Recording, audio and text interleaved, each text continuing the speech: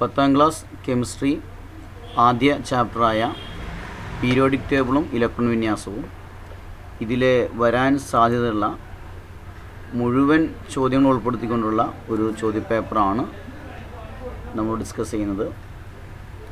ആദ്യ ചോദ്യം, തന്നിരിക്കുന്നവയിൽ ഊർജം കൂടിയ സബ്ഷെൽ ഏത് എന്നാണ്. ഊർജം കൂടിയ സബ്ഷെൽ ഓപ്ഷനുകൾ 1s 3d 4s 3p അല്ലേ. നമുക്കറിയാം 3d സബ്ഷെല്ലാണ് ഏറ്റവും കൂടിയ ഊർജമുള്ള സബ്ഷെൽ. ആൻസർ 3d ആണ് വരുന്നത്. രണ്ടാമത്തെ ചോദ്യം, സാധാരണയായി രാസപ്രവർത്തനത്തിൽ ഏർപ്പെടുമ്പോൾ ഒന്നാം ഗ്രൂപ്പ് മൂലകങ്ങൾ എത്ര ഇലക്ട്രോണുകൾ വിട്ടുകൊടുക്കും? ഒന്നാം ഗ്രൂപ്പ് മൂലകങ്ങളാണെന്നുണ്ടെങ്കിൽ 1 ഇലക്ട്രോണിനെയാണ് വിട്ടുകൊടുക്കുന്നത്. ഒന്നാം ഗ്രൂപ്പ് മൂലകങ്ങളുടെ സംയോജകത 1 ആണ്. അതുപോലെ രണ്ടാം ഗ്രൂപ്പ് ആണെങ്കിൽ 2 ഇലക്ട്രോണുകളെ വിട്ടുകൊടുക്കും. രണ്ടാം ഗ്രൂപ്പിൻ്റെ എല്ലാ മൂലകങ്ങളുടെയും സംയോജകത 2 ആയിരിക്കും. ഇനി ചോദ്യം 3, അറ്റോമിക് നമ്പർ 17 ഉള്ള ഒരു മൂലകത്തിൻ്റെ സബ്ഷെൽ ഇലക്ട്രോൺ വിന്യാസം എഴുതുക. അറ്റോമിക് നമ്പർ 17 ആണ്. സബ്ഷെൽ വിന്യാസം വരുന്നത് 1s2 2s2 2s2 എന്നാണ്, 2p6 3s2 3p5 എന്നാണ് 17 അറ്റോമിക് നമ്പർ വരുന്നത്. ഇനി അതിലെ ബി ചോദ്യം, പീരിയോഡിക് ടേബിളിലെ ഈ മൂലകത്തിൻ്റെ ഗ്രൂപ്പ് നമ്പർ, പീരിയഡ് നമ്പർ എന്നിവ കണ്ടെത്തുക. ഇതിൻ്റെ ഗ്രൂപ്പ് നമ്പർ വരുന്നത്, ഇതൊരു പി ബ്ലോക്ക് മൂലകമാണ്, അതുകൊണ്ട് അവസാന 5 ഇലക്ട്രോണോട് 12 കൂട്ടി എഴുതുക. 17 ആണ് group number. Okay, P block ആണെങ്കിൽ അവസാന ഇലക്ട്രോണോട് കൂടി 12 കൂട്ടി എഴുതിയാൽ മതി. ഓക്കെ. ഇനി ചോദ്യം 4, മാംഗനീസിൻ്റെ അതായത് Mnൻ്റെ അറ്റോമിക് നമ്പർ 25 ആണ്. ചോദ്യം എ, മാംഗനീസിൻ്റെ സബ്ഷെൽ ഇലക്ട്രോൺ വിന്യാസം എഴുതുക. 25 അറ്റോമിക് നമ്പർ വരുമ്പോൾ 1s2 2s2 2p6 3s2 3p6 3d5 4s2. ഇവിടെ ശ്രദ്ധിക്കേണ്ട കാര്യം, 3p കഴിഞ്ഞ് ഇലക്ട്രോണുകൾ പോകുന്നത് 4sലേക്കാണ്. 3p വരെ 18 20 25. ഇനി രണ്ടാമത്തെ ചോദ്യം, Mn പീരിയോഡിക് ടേബിളിലെ ഏത് ബ്ലോക്കിലാണ് കാണപ്പെടുന്നത്? ഇവിടെ ഡി ബ്ലോക്കാണ് അല്ലേ. അവസാന ഇലക്ട്രോണുകൾ വന്നു ചേരുന്ന സബ്ഷെല്ലായിരിക്കും അതിൻ്റെ ബ്ലോക്ക്. ഇവിടെ 3p കഴിഞ്ഞ ഇലക്ട്രോണുകൾ 4sലേക്ക് പോകുന്നു. 4s കഴിഞ്ഞ് അവസാനം വരുന്ന 3dയിലാണ്, അതുകൊണ്ട് ഡി ബ്ലോക്ക് മൂലകമാണ്. ഇനി സി ചോദ്യം, തന്നിരിക്കുന്ന വിഭാഗത്തിൽ Mn ഏതിൽ ഉൾപ്പെടുന്നു? ഇവിടെ ഓപ്ഷനുകൾ സംക്രമണ മൂലകങ്ങളുണ്ട്, ഹാലജനുകളുണ്ട്, ഉത്കൃഷ്ട മൂലകങ്ങളുണ്ട്, ആൽക്കലൈൻ എർത്ത് ലോഹങ്ങളുണ്ട് അല്ലേ. ഡി ബ്ലോക്ക് വരുന്നത് സംക്രമണ മൂലകങ്ങൾ എന്നാണ്. ഇനി അതിലെ ചോദ്യം ഡി, MnO2 എന്ന സംയുക്തത്തിൽ Mnൻ്റെ ഓക്സീകരണാവസ്ഥ എത്ര? ഇവിടെ ഒരു നമുക്ക് തന്ന സൂചന ഓക്സിജൻ്റെ ഓക്സിജനാവസ്ഥ -2 എന്നാണ്. അപ്പോൾ നമ്മൾ MnO2ലാണ് അല്ലേ. ഇവിടെ ഓക്സിജൻ്റെ -2 എന്ന് തന്നിട്ടുണ്ട്. അപ്പോൾ ഇവിടെ ആകെ ഒരു ഓക്സിജനാണ് -2 വരുന്നത്.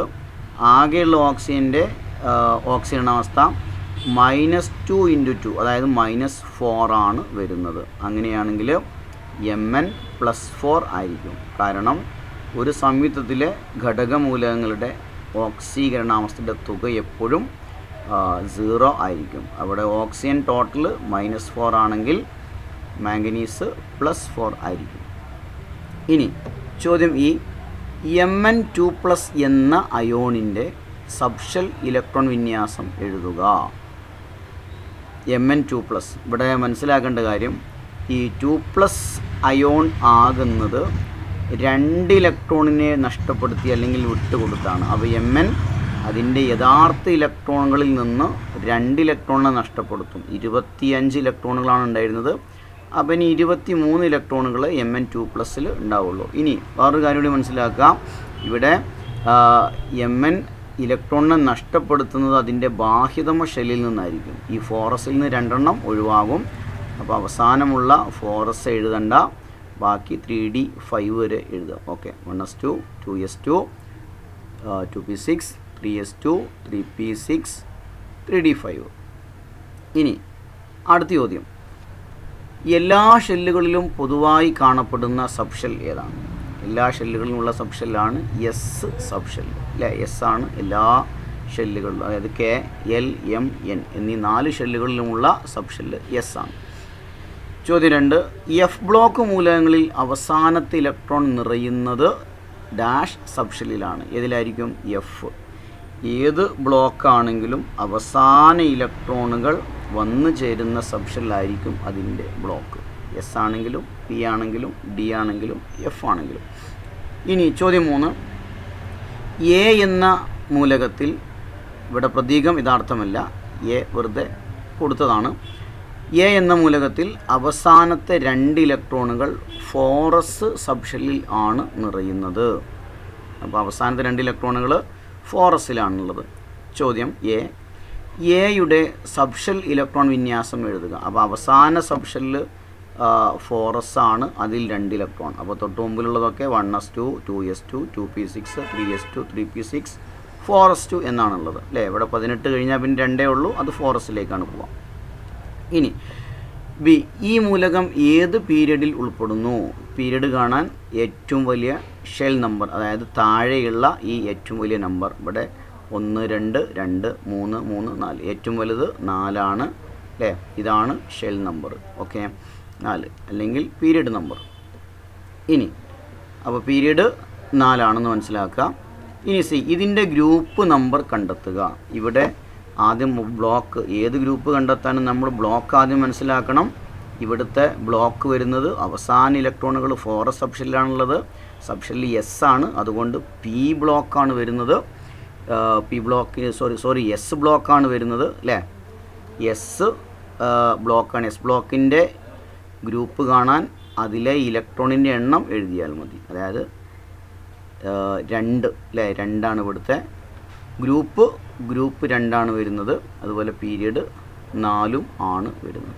അപ്പോൾ ശ്രദ്ധിക്കുക. ക്വസ്റ്റ്യൻ ബി, ഈ മൂലകം ഏത് പീരീഡിൽ ഉൾപ്പെടുന്നു?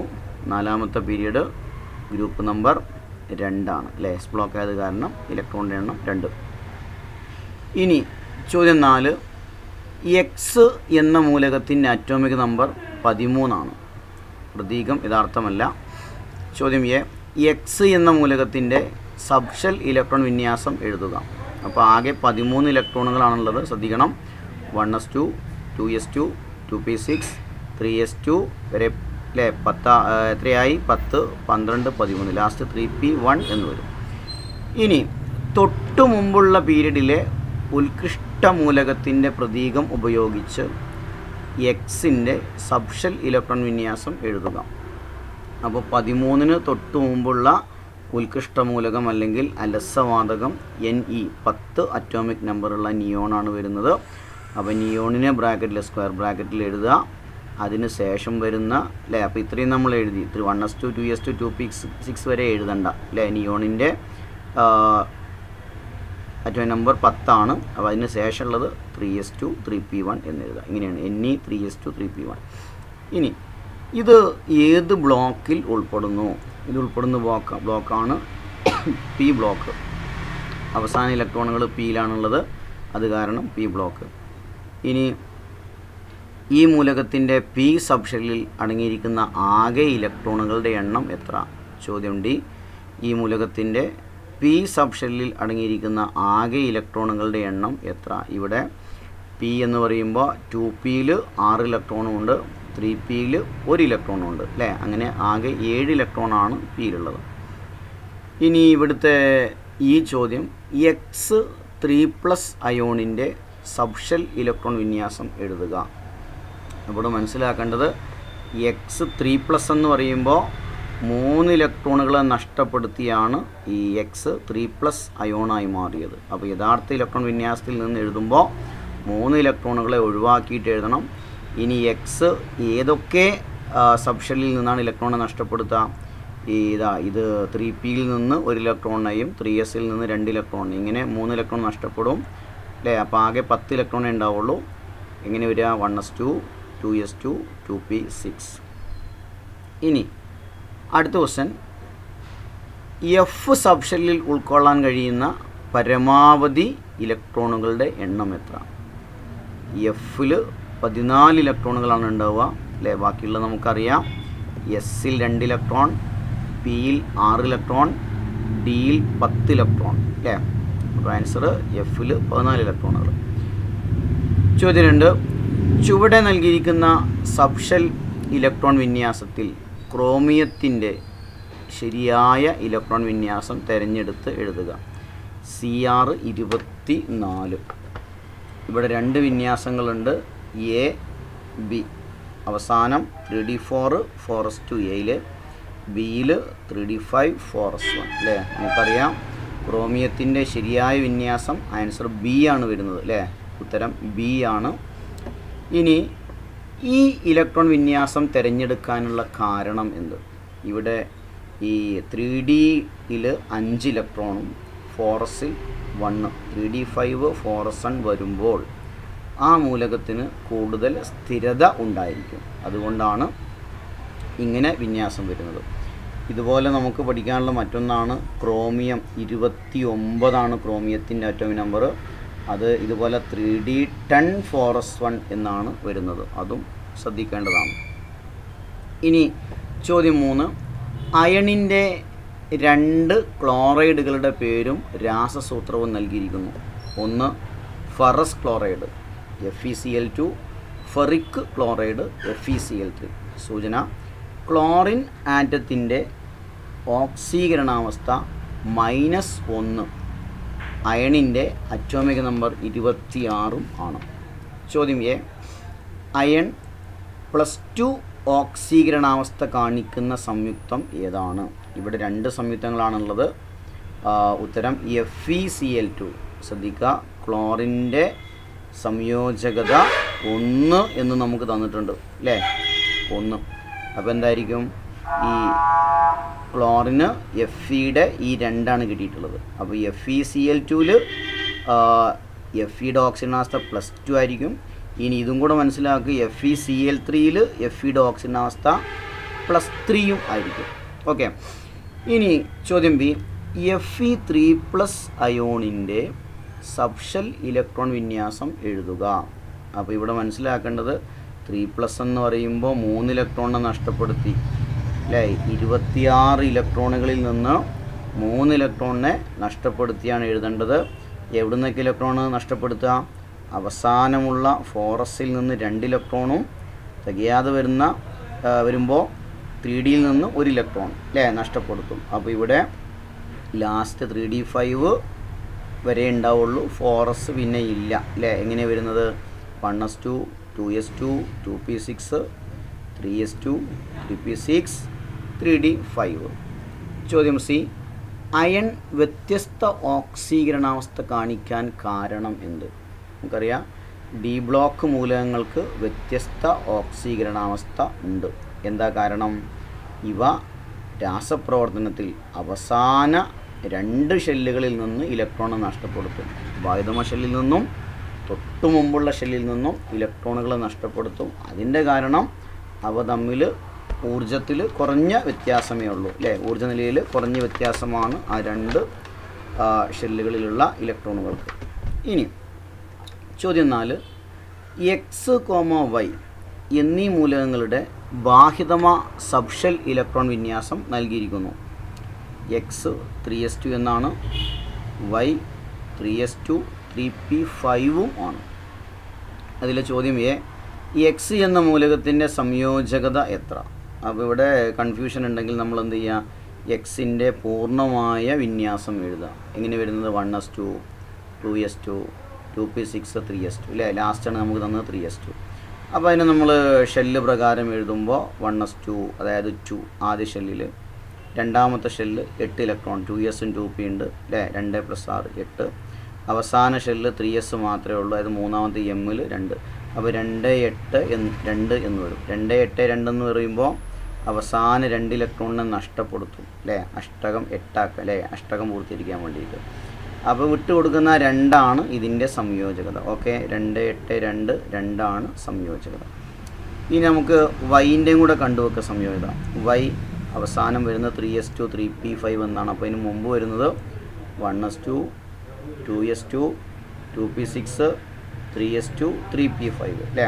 അപ്പോൾ അതുപോലെ ഇവിടെ 1s അല്ലേ, ഒന്നാമത്തെ ഷെല്ല് 2 ഇലക്ട്രോൺ, രണ്ടാമത്തെ 2s 2p 8 electron, മൂന്നാമത്തേൽ 3s 3p 2 + 5 ആകെ 7 ഇലക്ട്രോൺ, 2 8 7 എന്നാണ് വരിക. അവസാന ഷെല്ലിൽ 7 ഇലക്ട്രോണുള്ള ഒരു ആറ്റം മൂലകം എന്ത് ചെയ്യും? ഇലക്ട്രോൺ 1 വാങ്ങും. ആ വാങ്ങുന്ന 1 അതിൻ്റെ സംയോജകത. അപ്പോൾ എക്സിൻ്റെ സംയോജകത 2, വൈയുടെ സംയോജകത 1 എന്നും കിട്ടി. ഇനി അപ്പോൾ ഇവിടെ ഈ എക്സ് ആണ് ഇലക്ട്രോണിനെ വിട്ടുകൊടുക്കുന്നത്, വൈ ആണ് ഇലക്ട്രോണിനെ സ്വീകരിക്കുന്നത് അല്ലേ എന്ന് മനസ്സിലായി. ഇവിടെ രണ്ടാമത്തെ ചോദ്യം നോക്കുക. ലോഹ സ്വഭാവം കാണിക്കുന്ന മൂലകം ഏത്? ഇലക്ട്രോണിനെ നഷ്ടപ്പെടുത്തുന്ന അല്ലെങ്കിൽ വിട്ടുകൊടുക്കുന്ന മൂലകത്തിനാണ് ലോഹ സ്വഭാവം ഉണ്ടാവുക. അതേതാണ് ഇവിടെ വിട്ടുകൊടുക്കുന്നത്? എക്സ് ആണ് അല്ലേ. ഇനി എന്നിവ, അതായത് ചോദ്യം ഇങ്ങനെയാണ്, എക്സ് വൈ എന്നിവ ചേർന്ന് രൂപീകരിക്കാൻ സാധ്യതയുള്ള സംയുക്തത്തിൻ്റെ രാസസൂത്രം എഴുതുക. അപ്പോൾ രാസസൂത്രം എഴുതുമ്പോൾ നമ്മൾ ശ്രദ്ധിക്കേണ്ട കാര്യം, 2 മൂലകങ്ങളുടെ പ്രതീകങ്ങൾ ഇവിടെ എക്സും വൈ ആണ് പരസ്പരം അടുത്ത് എഴുതുക. അതിൽ ആദ്യം എഴുതേണ്ടത് പോസിറ്റീവ് മൂലകവും രണ്ടാമത് എഴുതേണ്ടത് നെഗറ്റീവ് മൂലകവും. ഇലക്ട്രോണിനെ നഷ്ടപ്പെടുത്തുന്നത് പോസിറ്റീവാണ്, സ്വീകരിക്കുന്നത് നെഗറ്റീവ്. അപ്പോൾ എക്സ് വൈ എന്നെഴുതി. ഇനി ഇവയുടെ സംയോജകത പരസ്പരം മാറ്റി താഴെ എഴുതിയാൽ മതി. എക്സിൻ്റെ സംയോജകത 2, വൈക്ക് കൊടുത്തു y2 എന്നാക്കി. എക്സിൻ്റെ 1 ഒന്നാണെങ്കിൽ നമ്മൾ കാണിക്കേണ്ട, അപ്പോൾ എക്സ് y2 എന്നാണ് സംയോജകത. ഓക്കെ. ചോദ്യം 5. ഒരു മൂലകത്തിൻ്റെ സബ്ഷെൽ ഇലക്ട്രോൺ വിന്യാസം നൽകിയിരിക്കുന്നു. 2p6 1s2 2s2 2p6 3s2 എന്നാണ്. ഈ മൂലകത്തിൻ്റെ അറ്റോമിക് നമ്പർ എത്ര? ഇലക്ട്രോണിനെ മൊത്തം കൂട്ടിയാൽ മതി അല്ലേ. 2 4 10 12 ആണ് അറ്റോമിക് നമ്പർ വരുന്നത്. ഈ മൂലകം ഏത് ബ്ലോക്കിൽ ഉൾപ്പെടുന്നു? അവസാന ഇലക്ട്രോണുകൾ 3s അതുകൊണ്ട് എസ് ബ്ലോക്കാണ് വരുന്നത്. ഇനി എസ് മൂലകത്തിൻ്റെ പീരീഡ് നമ്പർ, ഗ്രൂപ്പ് നമ്പർ എന്നിവ കണ്ടെത്തുക. ഇവിടെ പീരീഡ് നമ്പർ ഏറ്റവും വലിയ ഷെൽ നമ്പർ 3 വരുന്നത്, 3 പീരീഡ്. അതുപോലെ തന്നെ ഗ്രൂപ്പ് നമ്പർ എസ് ബ്ലോക്ക് ആയത് കാരണം അവസാന ഇലക്ട്രോൺ എസ്സിലുള്ളത് എത്രയാണ്? 2 അല്ലേ. 2 ഗ്രൂപ്പ്. ഓക്കെ. നെക്സ്റ്റ് ചോദ്യം, തന്നിരിക്കുന്നവയിൽ ഏറ്റവും ഊർജം കൂടിയ സബ്ഷെല്ല് 3D സബ്ഷെല്ലാണ്. അതുപോലെ രണ്ടാമത്തെ ചോദ്യം, അയണിൻ്റെ 2 ക്ലോറൈഡുകളുടെ രാസസൂത്രം അല്ലേ. FeCl2 FeCl3. ഇവിടെ FeCl2 FeCl3 അതിൽ ചോദ്യങ്ങൾ ഇങ്ങനെയാണ്. എഫിയുടെ അറ്റോം നമ്പർ 26, ക്ലോറിൻ്റെ ഓക്സിജനാവസ്ഥ -1 ഈ 2 സംയുക്തങ്ങളിൽ എഫിയുടെ ഓക്സിജനാവസ്ഥ കണ്ടെത്തുക. ഇതുപോലത്തെ ഒരു ചോദ്യം നമ്മൾ മുമ്പും ചെയ്തിട്ടുണ്ട്. അപ്പോൾ ഇവിടെ എഫിയുടെ ഓക്സിജനാവസ്ഥ കണ്ടെത്താനുള്ളതാണ്. അത് FeCl2 +2 FeCl3 +3 അല്ലേ. കാരണം ക്ലോറിൻ്റെത് 1 പരസ്പരം മാറ്റി കൊടുക്കുന്നതാണ് അല്ലേ. ഈ 2 എഫിയുടേതാണ് വരിക, ഈ 3 എഫിയുടേതാണ് വരിക. ആദ്യം വരുന്ന മൂലകത്തിന് പ്ലസ് ചാർജ് +2, ഇത് +3. ഇനി അയൺ ആറ്റത്തിലെ അവസാന ഇലക്ട്രോൺ ഏത് സബ്ഷെല്ലിലാണ് നിറയുന്നത്? ഏതിലാണ്? ഇവിടെ ഡിയിലാണ് അല്ലേ. അവസാനം അത് 3d6 4s2 എന്നാണ് വരിക. അപ്പോൾ 4s കഴിഞ്ഞാണ് ഇലക്ട്രോണുകൾ 3ഡിയിലേക്ക് വരിക. അപ്പോൾ 3d ബ്ലോക്കാണ് അല്ലേ. അവസാനം ഡി സബ്ഷെല്ലിലായിരിക്കും. ഇനി ഡി ബ്ലോക്ക് മൂലകങ്ങളുടെ പ്രത്യേകതകൾ സൂചിപ്പിക്കുന്ന പ്രസ്താവനകൾ തിരഞ്ഞെടുക്കുക. ഇവിടെ അവസാന ഇലക്ട്രോൺ പൂരണം നടക്കുന്നത് ബാഹ്യധർമ്മ ഷെല്ലിന് തൊട്ടു മുമ്പുള്ള ഷെല്ലിലാണ്. അതുപോലെ തന്നെ മറ്റൊന്ന്, ഡി ബ്ലോക്ക് മൂലകങ്ങൾ വ്യത്യസ്ത ഓക്സീകരണാവസ്ഥ കാണിക്കുന്നു. അതുപോലെ ഇവ നിറമുള്ള സംയുക്തങ്ങളെ ഉണ്ടാക്കുന്നു. അങ്ങനെ ഉള്ള പ്രത്യേകതകൾ ഡി ബ്ലോക്ക് മൂലകങ്ങൾക്കുണ്ട് എന്ന് മനസ്സിലാക്കുക. അപ്പോൾ ഒന്നാമത്തെ പാഠഭാഗത്തിൽ നിന്നും ചോദിക്കാൻ സാധ്യതയുള്ള പ്രധാനപ്പെട്ട ചോദ്യങ്ങളാണ് ഇതിൽ ഉൾപ്പെടുത്തിയിട്ടുള്ളത്. നന്നായിട്ട് വായിച്ച് മനസ്സിലാക്കുക. ഓക്കെ.